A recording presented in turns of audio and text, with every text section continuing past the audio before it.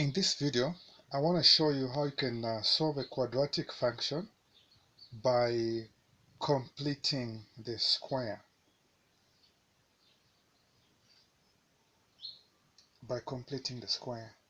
So we have x squared minus 6s minus 7 equaling to 0.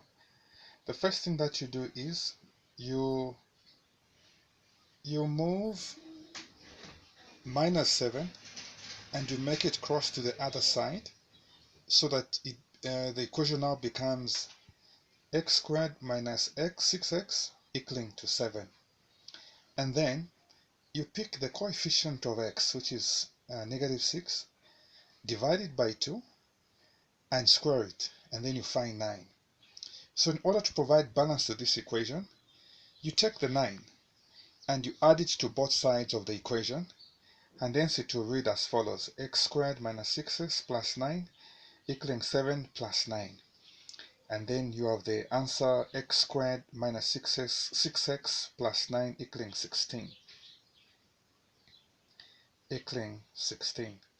Now the next thing that you do is you come down and open brackets, you write x, and then you take the coefficient of minus 6x of x, which is minus 6, divide it by 2, and then you get minus 3.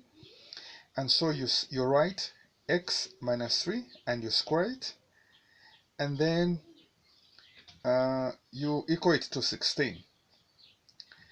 And then from this point on, you can now go ahead and solve for x by basically finding the square root of x minus 3 squared, which is equal to plus or minus 16. Remember that when you're finding the square of a number, the answer is always positive and minus.